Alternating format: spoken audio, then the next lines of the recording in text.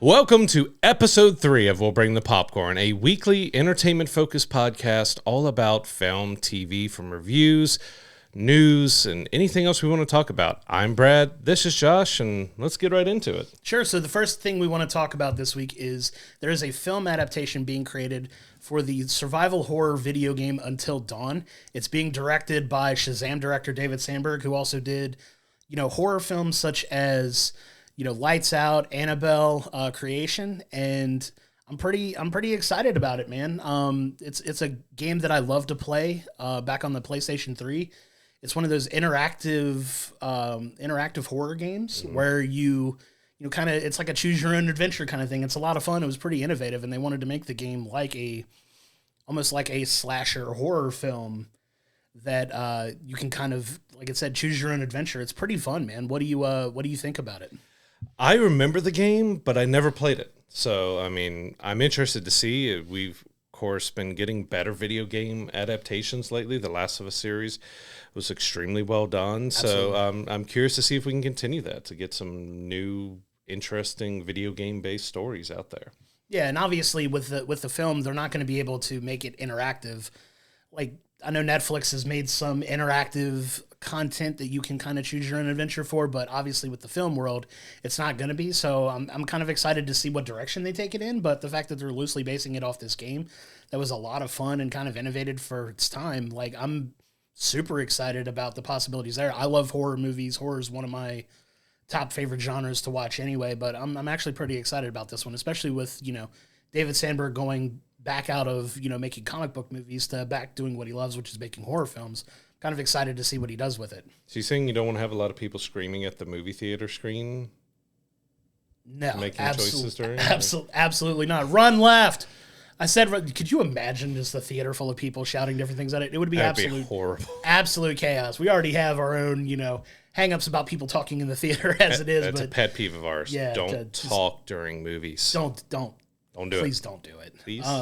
But yeah, the whole interactive aspect of it, it would be fun, but at least in like an at-home, you've had Netflix has done a couple series where it's been, but you have a remote, you have ways to do it. Of course, you cannot do that in a theater. So it's going to be interesting to see how they wrap that concept into the movie. Like, it may just abandon it all and you're getting the different stories and all that, but it'll be interesting to see how they tackle that. Yeah, I haven't really heard any casting news as far as who's going to play some of these characters yet, but we'll keep everybody posted on that as we get more information about the film. But I was pretty excited about that. Like I said, I love the game. I believe the game came out in 2015, if I'm not mistaken. Sounds about right for the PS3 era, maybe a little earlier. If I got the date wrong, let me know in the comments. It's probably wrong, but it is what it is. But no, I'm very excited about it. I love the game, so seeing what they could do with it and then making it a film, I'm over the moon for. Another thing I'm excited for is that Jenna Ortega gave an update on Wednesday Season 2. So that was a fantastic series, and I love Tim Burton. It really helped skyrocket everybody knowing who she was. Absolutely. It was a great first season. She gave an update on Season 2 saying that we're going to get more horror. Like, they're kind of focusing less on the relationships and trying to make love stories or anything else. It's going more horror, and even the episodes may feel more like movies than episodes. So I'm really excited to see what they can do with Season 2. Like I said, Season 1 was really well done. I loved what they did there. You got an interesting take on the whole Addams family.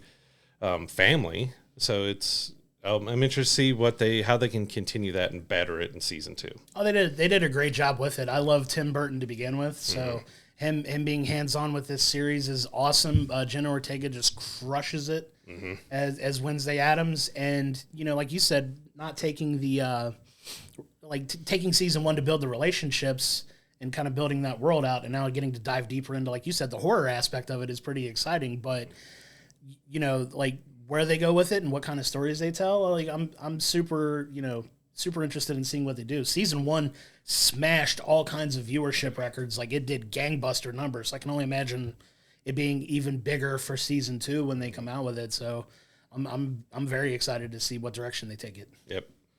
It's going to be fun. Yeah, so one of the stories that really stuck out to me this week also is Ryan Coogler and Michael B. Jordan are getting back together for another film. They did incredible things with Black Panther and the Creed series, so I'm super excited for that too. I believe it's going to be, from what we're seeing, a vampire period piece maybe. Like what do you think about that? It's kind of, they didn't give out a whole lot of details, but the rumors are circling that it is going to be a period vampire piece, which okay, I love period pieces. I love vampires. Let's see what they can do with it. He's shown that he can do, Ryan Coogler can do, they both can do drama. They both can do action.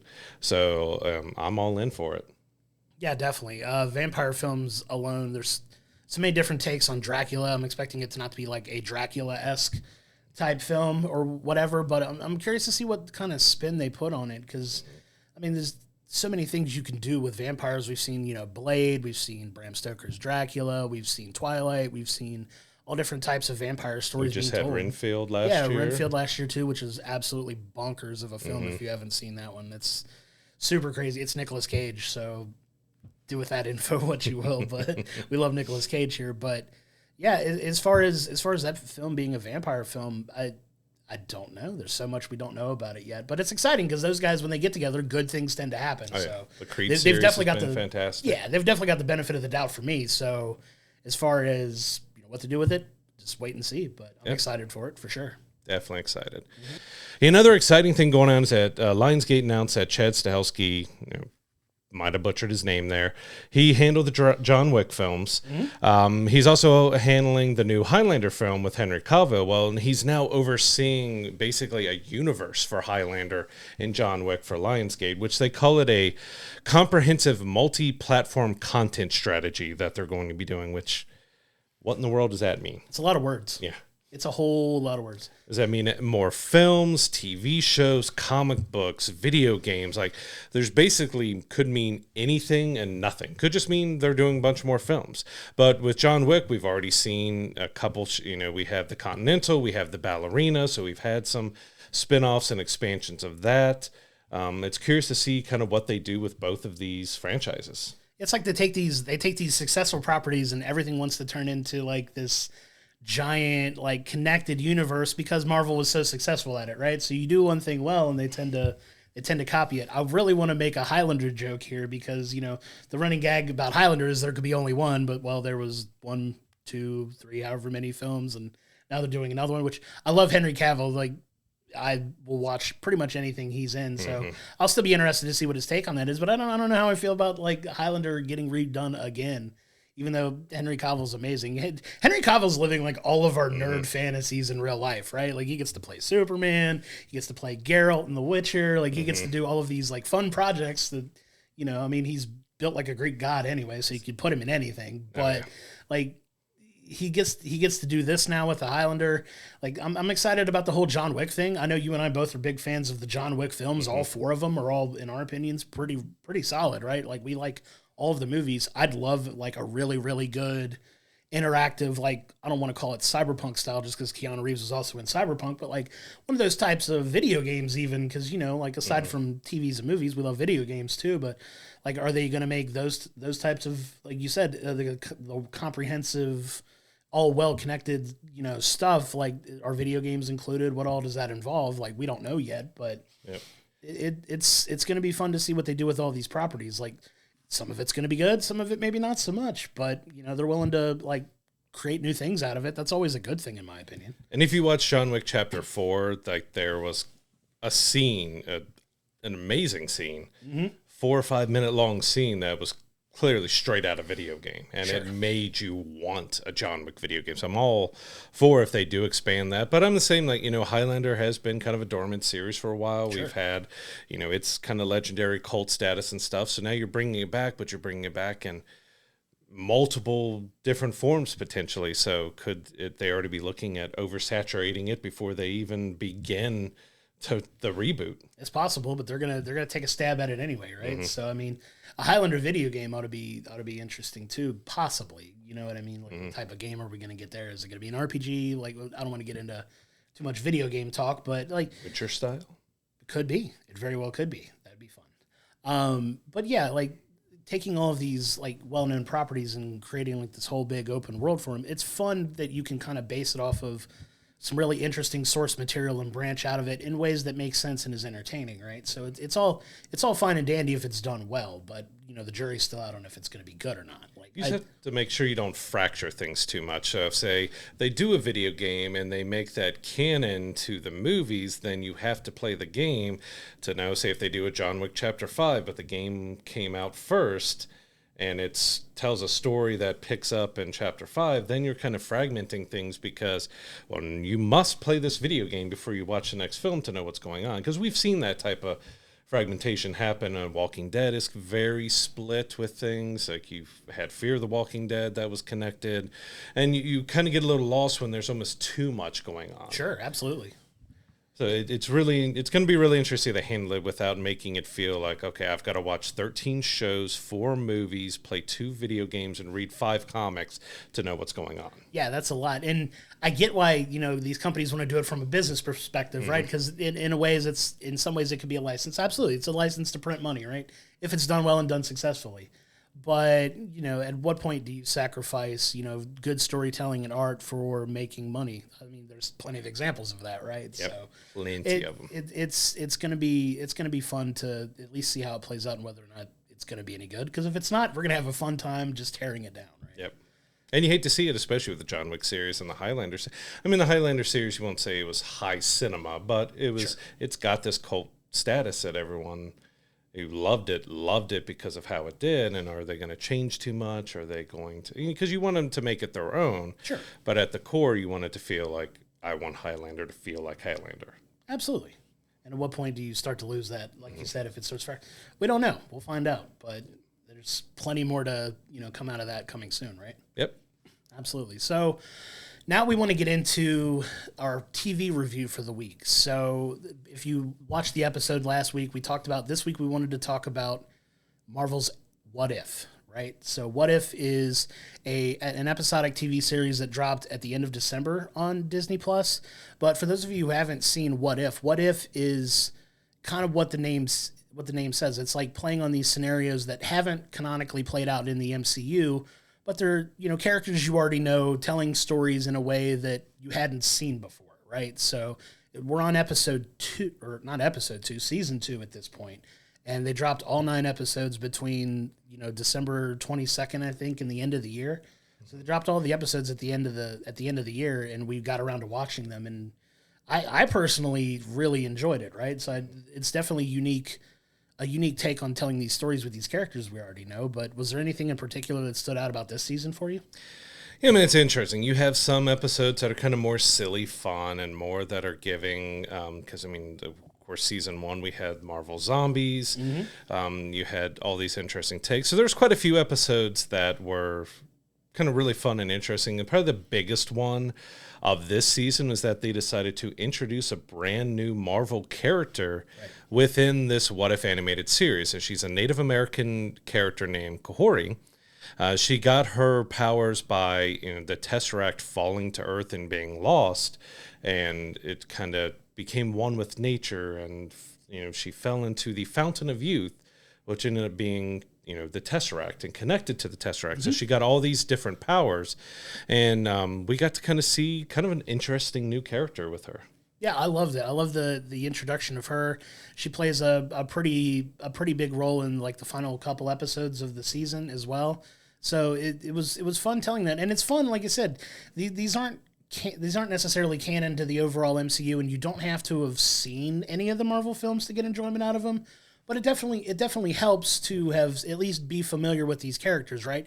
And one of the fun things about the way they've structured these contracts with these actors that are in the MCU now, most of your MCU actors are doing the voices of the characters in this animated series. So you have Paul Rudd as Ant-Man, you have Chris Hemsworth as Thor, you have Benedict Cumberbatch as Doctor Strange. Like almost every single one outside of Iron Man, Captain America, and Scarlet Witch are all the original MCU actors. And of course, one that was big to this season, who kind of was out throughout multiple episodes, Haley Atwell returning as Peggy Carter. So we got her really taking front and center this season.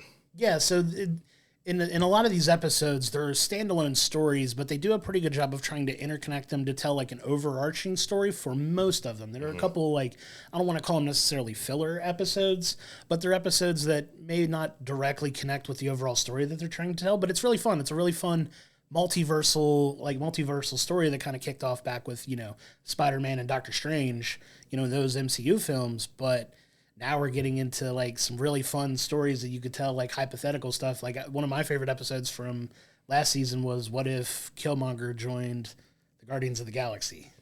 That was a fun one, or it wasn't Killmonger, it was Black Panther, I believe. T'Challa joined Guardians of the Galaxy. Yeah, T'Challa. Yeah, T'Challa. But it's those types of stories. Like it's fun, hypothetical, alternate, universe versions of these characters telling similar stories in different ways, right? And you're getting the MCU, you're getting the comic books, and you're getting some original stuff too. It's kind of bridging the gap between all the mediums that Marvel kind of works in now with everything. And like you said, there's some that are just filler. Like there's one that I had a lot of fun with. It was a Christmas episode that you kind of see what happens if Happy Hogan gets injected with the Hulk's blood.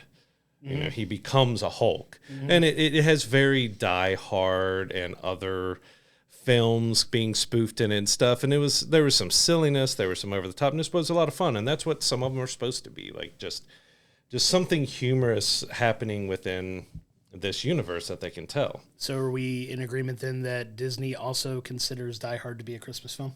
It is absolutely a Christmas film. Leave a comment down below if you agree with that or not. Die Hard is a Christmas film. I couldn't agree more. But yeah, there were some really fun episodes. One of my personal favorites was the 1600 Avengers. That was a lot of fun. Captain Carter gets pulled into an alternate universe where all the Avengers are alive in the 1600s in a Shakespearean type story that they tell that kind of leads into the final episode. I believe it's the next to last episode of the season. And it's just a ton of fun. So you get all these characters doing things that they wouldn't normally get to do in like a movie type setting, but it's a lot of fun. Like I really enjoy the show, and I think they've already greenlit season 3. We've seen a trailer for that drop already, so more episodes are coming. But they're nice, they're fun. They're 30-minute episodes each. You can watch them in a half hour. You can watch the whole.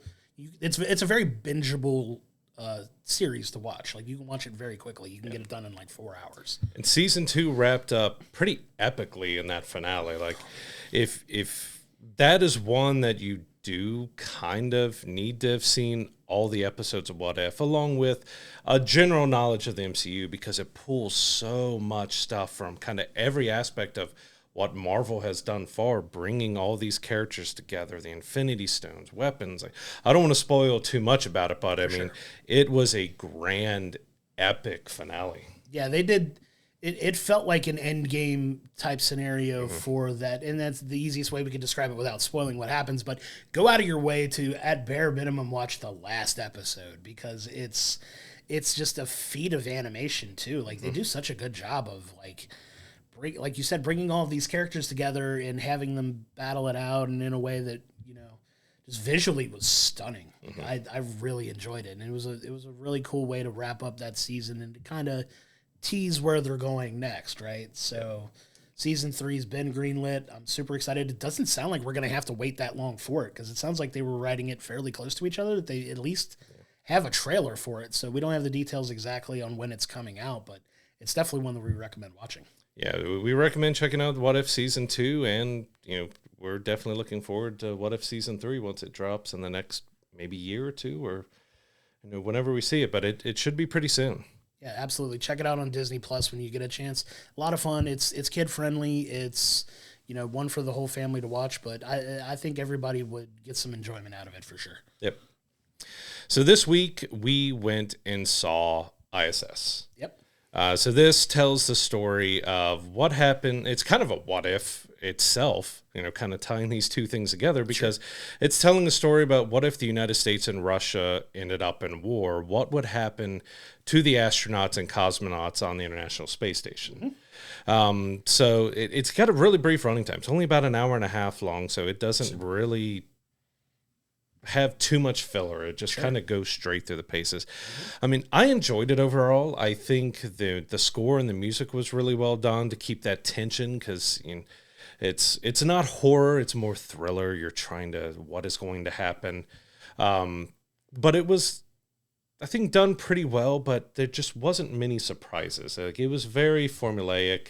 Sure. Nothing, you kind of knew what was going on. So Mm-hmm. it was one of those, and we kind of briefly discussed it, that it's good for a single watch, but there's not a whole lot that would, and even me who's big into space stuff, anything space related, I'm there to see. Like, there's not a whole lot that would bring me back to watch it a second time. Yeah, I don't disagree with that at all. I mean, like you said, it's a very easy watch. It's a very breezy movie. Like, it's not one of those long 2.5 hour, like, you got to carve out a nice chunk of time to watch it, but it's definitely worth a watch. And they do a good job of, like, selling you on the, oh crap moment of like looking out from this space station to the Earth, and the realization they come to when it's like there's nuclear bombs going off that they can see, and it's a war between the two, and they get, the whole gist of the film is their governments communicate to them that they want them to take over the ISS by any means possible. I don't think that's spoiling the film. It's kind of like what they're told to do, and then you go through the events of the film, and they turn out how they turn out. Definitely go check it out. I'm always going to advocate going to see it in the theater. I don't know how long of a run it's going to have in the theater. Yeah, I think there's already been discussions of it hitting digital within February, so it may not have that long of a run.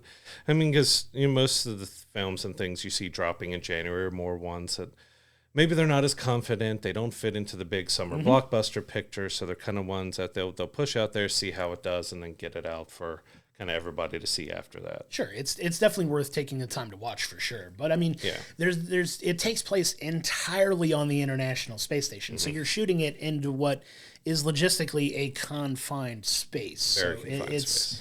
It does a good job of selling like the closeness of everything and the relationships they start to have because they get along, and then now that what do you do? It plays the whole like duty for your nation type of dynamic too, because it's like they struggle with that because they genuinely like each other, but their governments are telling them like, hey, we need you to do this for your country. Like, how do you struggle with like, well, I like these people, but it's a fun dynamic that plays out in the film. I think like that's a pretty fun aspect that I think it touches on, but it's interesting to see how they all interact and kind of deal with that dynamic in their own way, right? Because it's not a star-studded film by any means. The actors do a fine job at it, but it's one of those that I don't know. It's kind of hard for me to put into words without giving away too much of the plot of the film. But I think you kind of get the gist of what I'm saying. Like, how do you handle like what you want to do versus what your government's telling you to do, kind of thing? Like, I don't know. Is that making sense to you? Yeah, and I think in the runtime it had, like, it touches on that, but it doesn't spend a whole lot of time mulling it over, kind of making, like, hammering home that it's because it's got to kind of move through its paces. Like I said, it's well acted. The score was really good. The special effects overall was, I don't know what the budget was for the movie. Sure. Overall, look at times you can tell that they're on strings floating around, but I think they did a solid job overall. It was just one for me in the end that just wasn't that memorable by the time it was over, simply because of the predictability of it. Like, there was nothing that it kept you in tension the whole movie, but it didn't really hit any big payoffs, any capitalize on that tension like really big. There was a couple moments, but it kind of left you at the end like, oh, okay. I think that's fair to say, but to your point though, like with it being such a short film, it doesn't mess around, and I actually appreciated that a lot. Oh, yeah. Like the pacing of the film was great because, like you said, it's not you're not spending a whole lot of time mulling over whether you should or you shouldn't. Like, they get to it, like they get to the action of the film, right? Like they get to like it kicks in fairly quickly. Right? It doesn't linger too long. It takes maybe 15 to 20 minutes to get to the the events that kick off Yeah. It takes just enough time to introduce you to the characters, the situation, let them get to know each other so you get to know the characters before it really starts trying to go into the bigger plan at hand. And there's a couple, without going spoilers, a couple things like, oh, of course they did. Yeah, okay.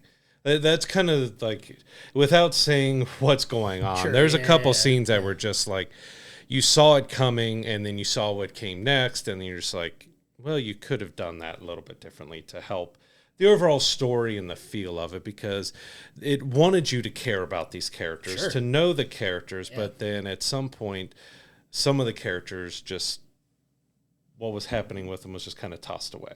Sure, and for those interested in maybe checking it out, it's not like a gory type film, but there is some implied violence and some direct violence, but it's not a bloody, gory type film either. You know what I mean? So, It is rated R, so I mean, Yeah. but like I said, it's not a slasher horror like gory movie, but it does have blood and violence in it. sure, yeah, and it was fine for what it was. I would say I wouldn't put it on. It's not going to wind up on anybody's end of year best of list, but it's definitely worth checking it out for sure. Yeah, in the end, I think it did the job that it was trying to do, of the story it was telling of this conflict, and giving you somewhat of a resolution that still leaves it open, that you're trying to think about, like, all right, what happens now to what just happened? You know, what's the future of this world that you just gave us? So it leaves you thinking a little bit, but in ways it left it like really open to like,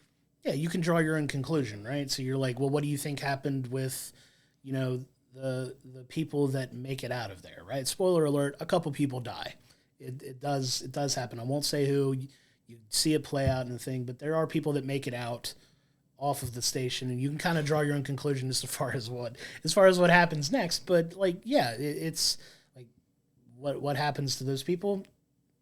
I cared at least enough to at least have the, try to think about it for a minute afterwards. Like, okay, where did they go? What happens to them afterwards? What are they going back to in the sense, right? Because it's nuclear war, so that's it's one of those topics that people think about and talk about. Like, what's the world going to look like? Well, they don't know because they're not down there. So I mean, you're stuck with these people up in a space station, and you look out and you can see what's going below. Like, is there a world to return to? Should they be doing what they've been asked? Should it just be, hey, we're going to be living up here now? Like, there's all that kind of what if between the characters and the story of like, is it worth for them to go through with what's been told to them? And you get that struggle, and you get that kind of all throughout. So I said, in the end, it was a decent movie, but it was just one of those, like, it was well acted. Everything else is just one of those that it didn't really leave you wanting to see it again. sure, it didn't overstay its welcome either. Yeah. You know what I mean? So it wasn't one of those like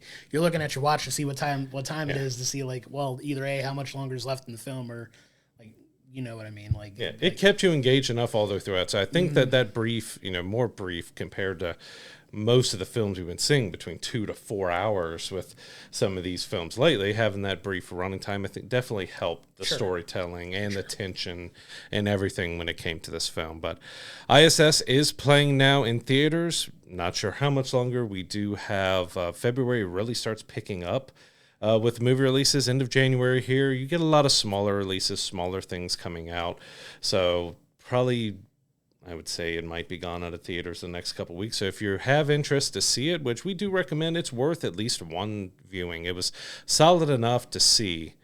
Go check it out in theaters. absolutely, we'll always advocate to go, support your local theater.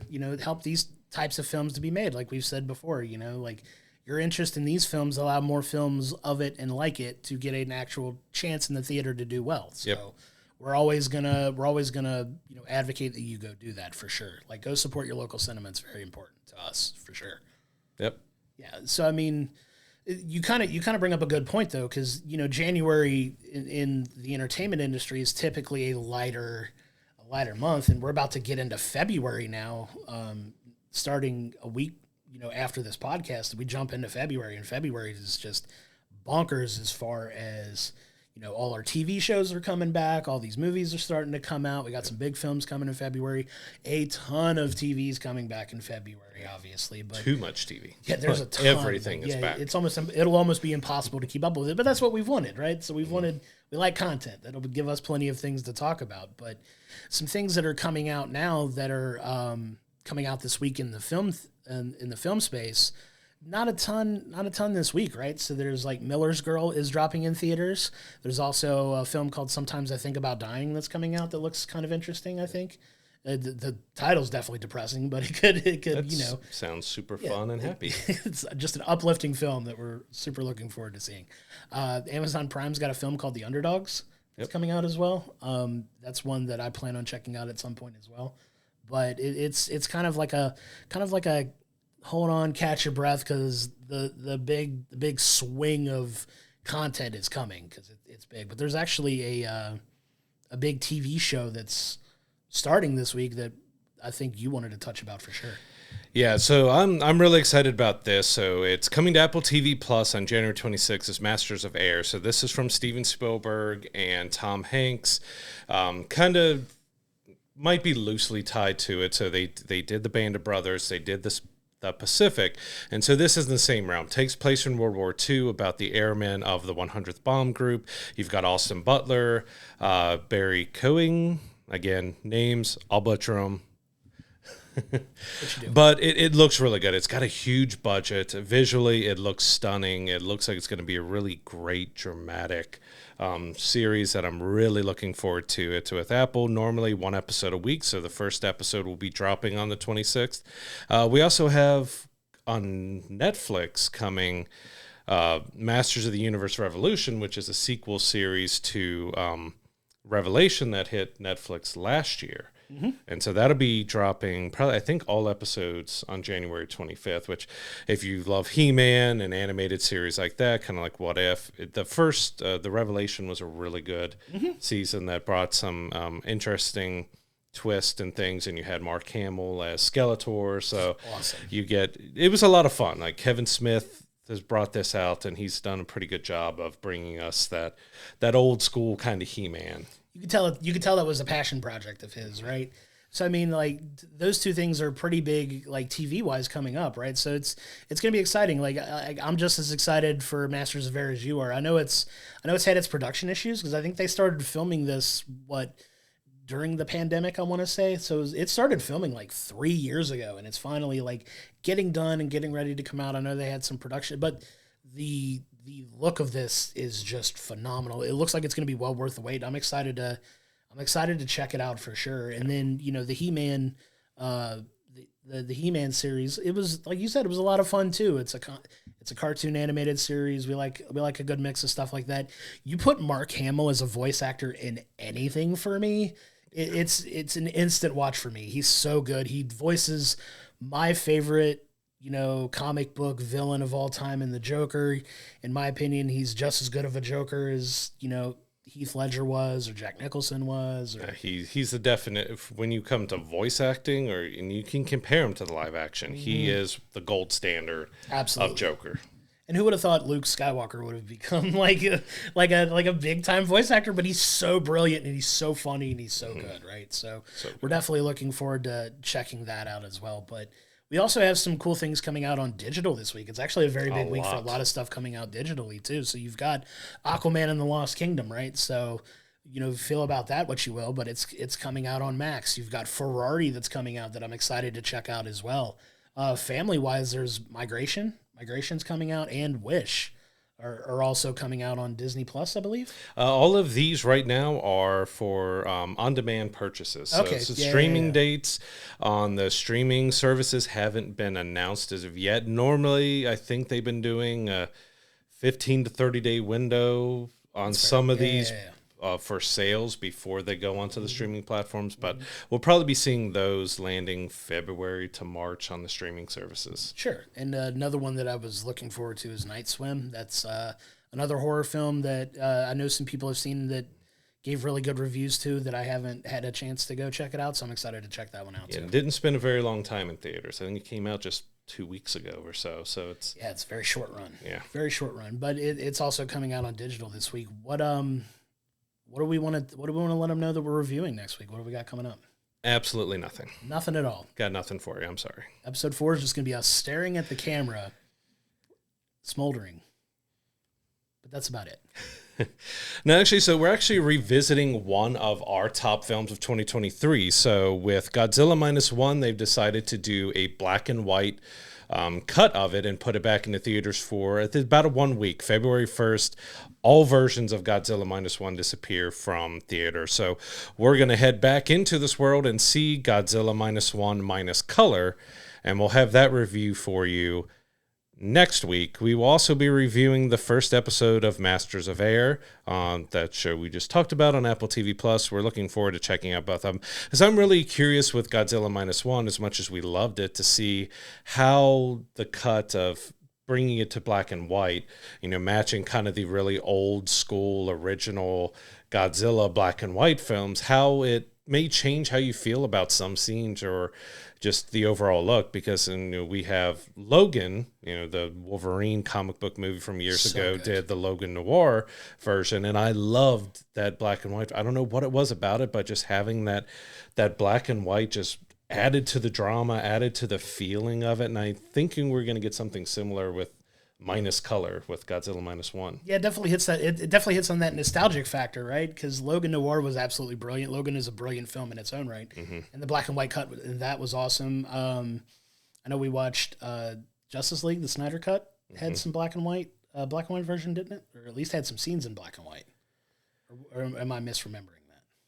Yeah, I think it was in black and white, or scenes in black and white. Yeah, there was definitely some scenes in it, but it has that old school nostalgia kick to it, right? So I'm very much looking forward to watching -1 again. Like you and I both said, we loved it. It felt like a throwback to those classic films, so putting it in black and white and putting it back out in theaters, absolutely worth another look for me. And then, like you said, Masters of Air, we're going to watch episode 1 and talk about it too. I'm super excited about that too, because like you said, it's in that same ilk as, Pacific and Band of Brothers, and Band of Brothers is, for my money, one of the, if not the best miniseries that's ever been made. One of the absolute best things ever made.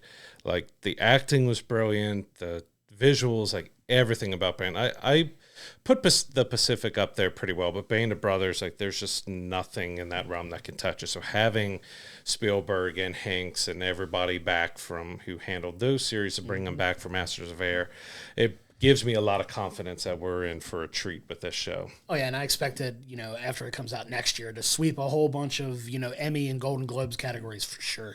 Absolutely, it's gonna do gangbusters numbers. I'm really excited for it.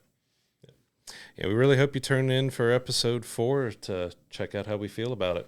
Yeah, absolutely. So that's all the time we have on this week's episode of We'll Bring the Popcorn. We want to thank you so much for tuning in, leaving all your reviews, likes, comments. Don't forget to check us out on YouTube or anywhere you get your podcasts.